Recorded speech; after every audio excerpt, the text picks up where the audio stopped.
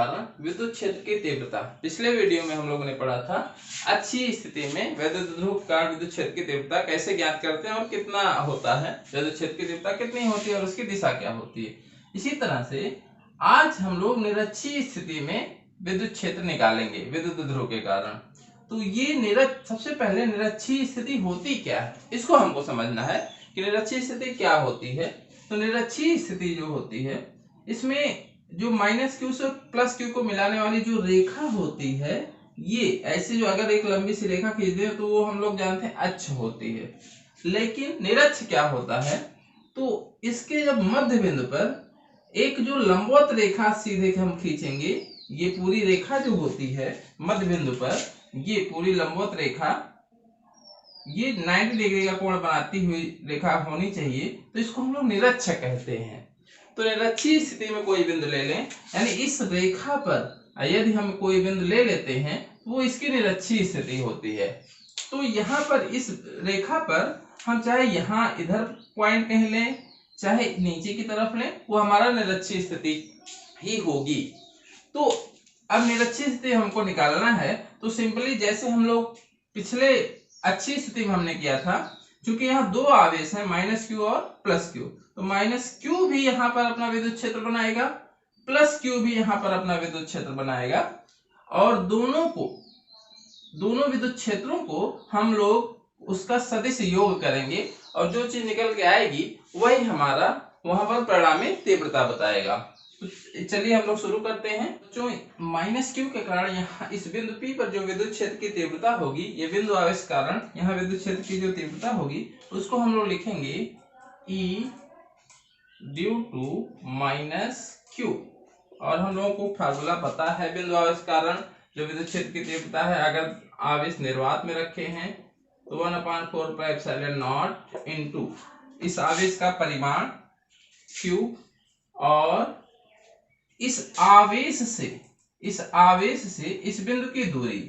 एक चीज हम लोगों ने यहाँ पर जो इस दूरी को हम कैसे निकालेंगे, तो यहाँ पर हम लोग जानते हैं चूंकि ये विद्युत ध्रुव का मध्य बिंदु है, तो ये दूरी L हो जाएगी और इधर वाली भी दूरी L हो जाएगी, और चूंकि मध्य बिंदु से R दूरी पर हम विद्युत क्षेत्र की तीव्रता निकाल रहे हैं और ये कोण हमारा 90 अंश है, तो ये दूरी, ये वाली दूरी, क्योंकि जो दूरी हमको यहाँ रखनी है इसको हम लोग यहाँ निकालेंगे, वो दूरी जो आएगी, अब पाइथागोरस के नियम से चूंकि 90 समकोण त्रिभुज है, तो ये जो दूरी आएगी वो आएगी √r² + L², लंब का वर्ग और आधार का वर्ग और उसका √। इसी तरह सेम ये r है और ये L है और ये 90 अंश है, तो ये वाली दूरी भी हमारी क्या आएगी √r² + L²। तो यहाँ पर जो हम दूरी रखेंगे इस आवेश से इस बिंदु की दूरी वो यही रखेंगे √r² + L², और इसका वर्ग होता है, तो इसका जब वर्ग करेंगे तो √ हट जाएगा, तो हमारा जो बचेगा वो बचेगा r² + L², क्योंकि √ हट जाएगा वर्ग करेंगे, क्योंकि यहाँ पे दूरी का वर्ग होता है। तो ये हमारा E -q होगा।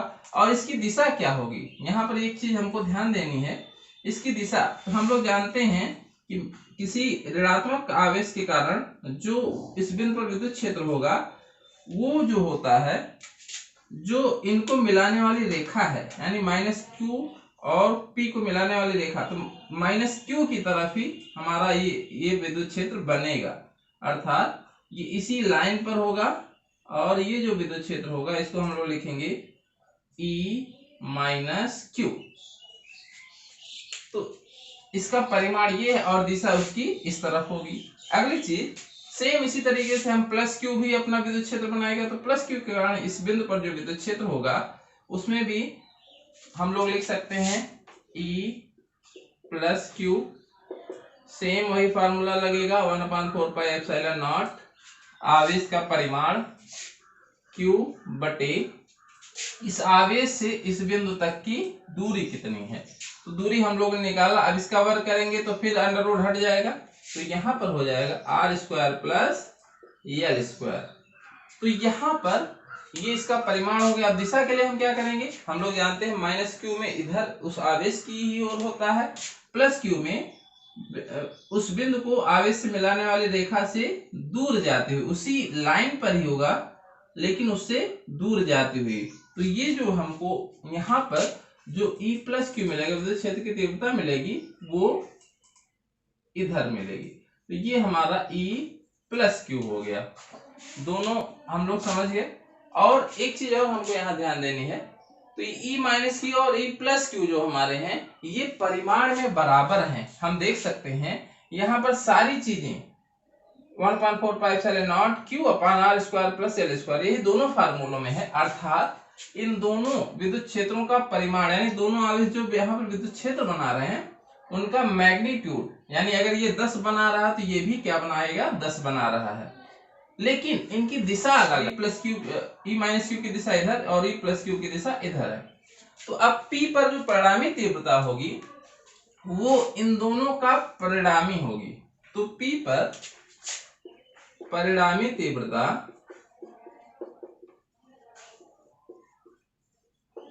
अब P पर परिणामी तीव्रता के लिए हम लोग यहाँ पर वेक्टरों को, जैसे E प्लस क्यू एक वेक्टर है, E माइनस क्यू एक वेक्टर है, तो इसको इनके घटकों में डिवाइड करना।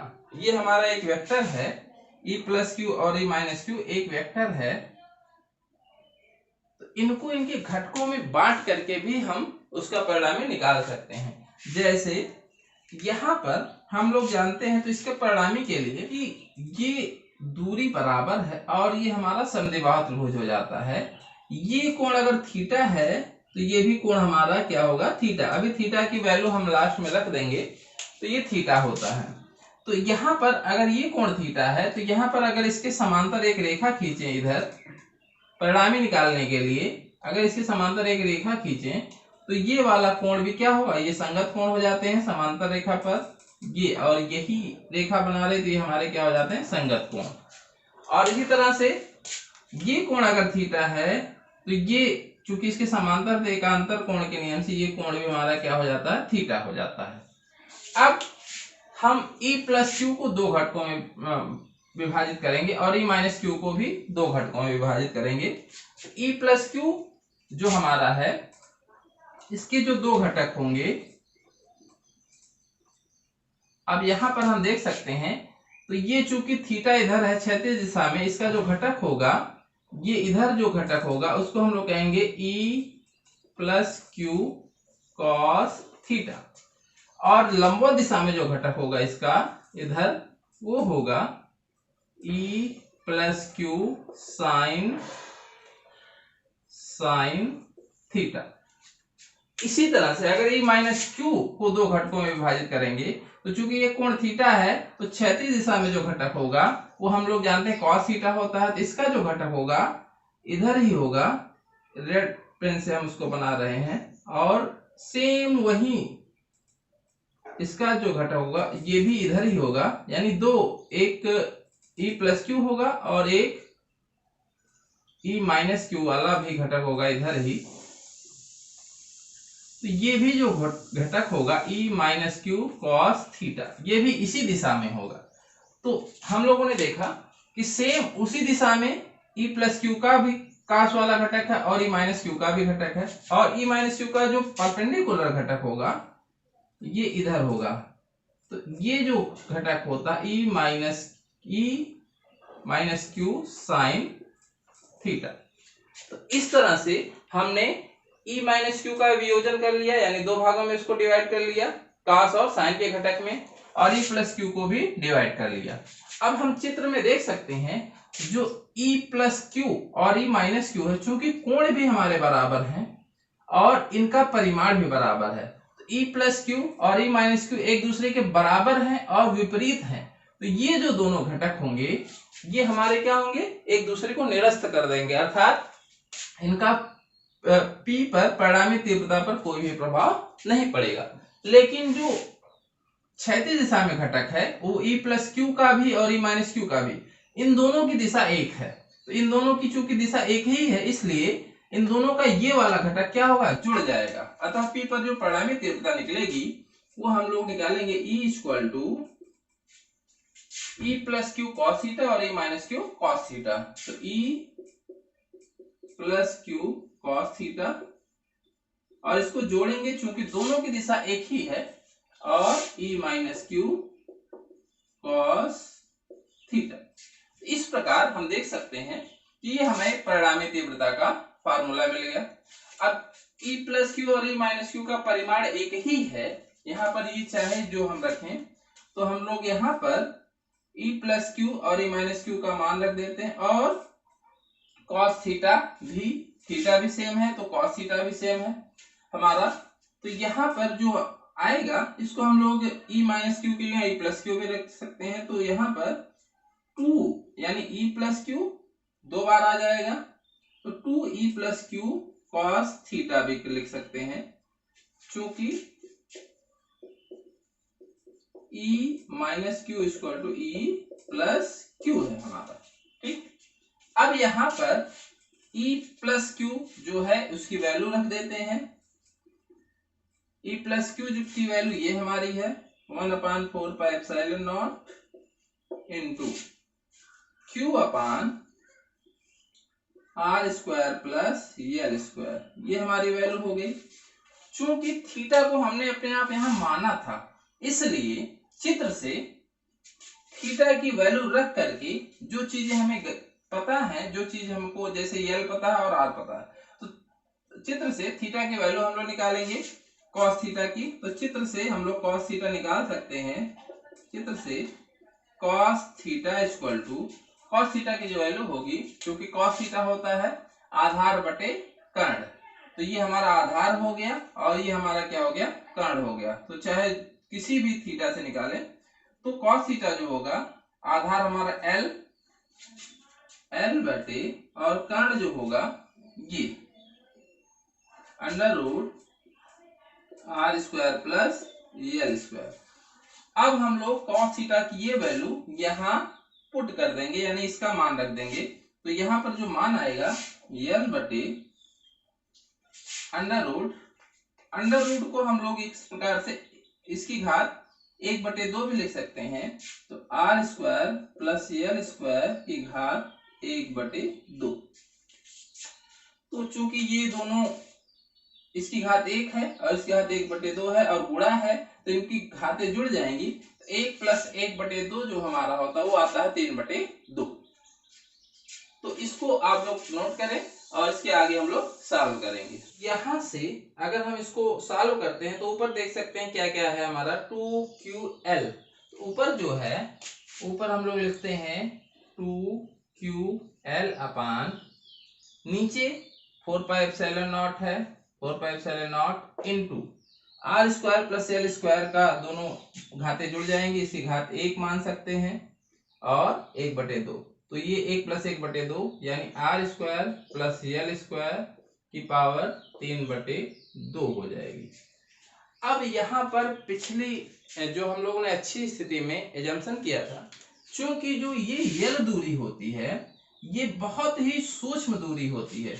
हमने बताया था ये आणविक दूरियां होती हैं, एंगस्ट्रॉम में होती हैं, और ये जो दूरी होती है सेंटीमीटर, मिलीमीटर या मीटर की हो सकती है। ये जो आर दूरी होती है यानी ओ से पी की दूरी जो है, तो एंगस्ट्रॉम 10⁻⁻⁻⁻ की कोटि का होता है, और ये दूरी 10⁻⁻2 या 10⁻1 की कोटि का होगा। तो लाखों करोड़ों गुना, यानी आर जो है यल की तुलना में लाखों करोड़ों गुना बड़ा है। तो अगर ये आर बहुत बड़ा है यल से, तो इसका स्क्वायर हम लोग जानते हैं, बड़ी राशि का स्क्वायर करेंगे तो वो बहुत बड़ा हो जाएगा और छोटी राशि का स्क्वायर और छोटा हो जाता है। तो इसकी तुलना में यानी लाखों करोड़ों में अगर एक जोड़ना हो तो उसको हम नगण्य कर सकते हैं सुविधा के लिए। तो हम लोग चूंकि जानते हैं जो हमारा एजम्पशन है, चूंकि आर बहुत बड़ा है एल से, तथा अब इसका जब वर्ग करते हैं तो ये और बड़ा हो जाता है, बड़ी राशि का वर्ग और बड़ा एल स्क्वायर है होगा। अतः एल स्क्वायर को आर स्क्वायर की तुलना में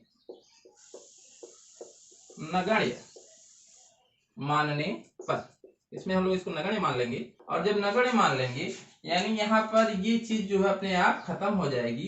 तो जो शेष बचेगा वो होगा 2QL अपान 4πε0 इंटू, क्योंकि ये खत्म हो गया तो R स्क्वायर की पूरे की पावर 3/2।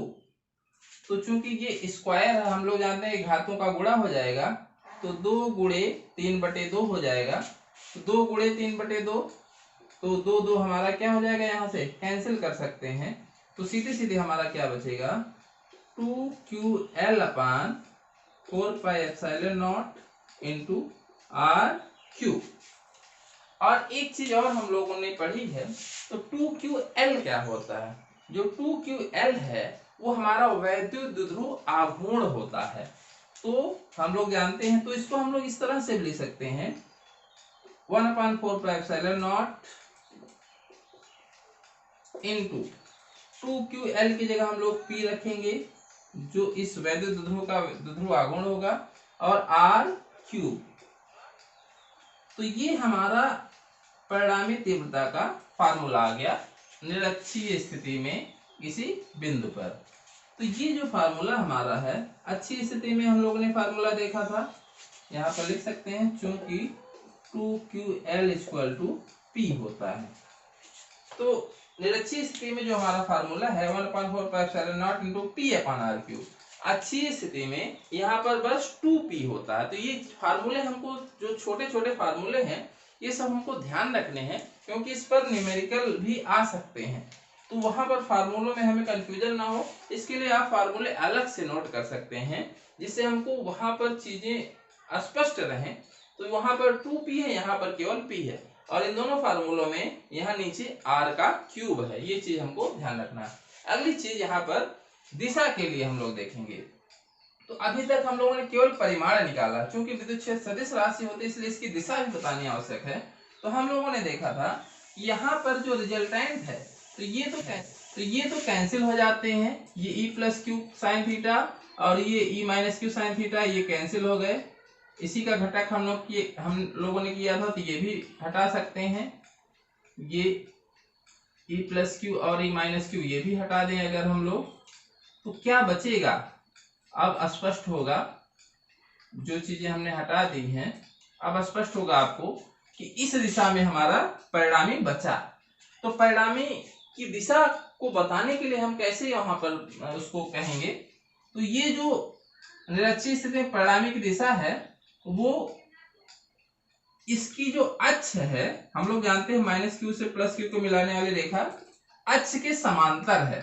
अक्ष के समांतर और +Q से -Q की दिशा में। यहाँ देख सकते हैं +Q इधर है और -Q इधर है, या इसको ऐसे भी कह सकते हैं, क्योंकि द्विध्रुव आघूर्ण की दिशा हम लोग जानते हैं इस दिशा में होती है। द्विध्रुव आघूर्ण की दिशा इधर होती है, -Q से +Q, और यहाँ पर परिणामी क्षेत्र जो मिला उसकी दिशा क्या है, +Q से -Q। तो हम कह सकते हैं P की दिशा के विपरीत, अक्ष के समांतर और P की विपरीत दिशा में, या +Q से -Q, जैसा आपको अच्छा लगे। तो इसकी दिशा के लिए हम लोग क्या लिखेंगे, E की जो दिशा होगी वो अक्ष के समांतर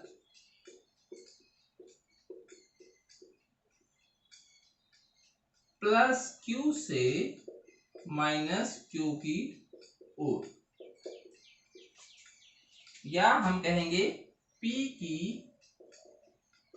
विपरीत दिशा में। दोनों चीजें हम लोग यहाँ पर कह सकते हैं। तो यहाँ पर इस प्रकार हम लोगों ने निरक्षीय स्थिति में विद्युत क्षेत्र की तीव्रता देखी। तो आप लोग इसको नोट करिए, कॉपी पेन लेके नोट करते चलिए, और इसका लाभ उठाने की कोशिश करिए। जो चीजें बताई जा रही हैं, और इस पर आधारित छोटे छोटे न्यूमेरिकल है, उसको भी आप लोग हल करने की कोशिश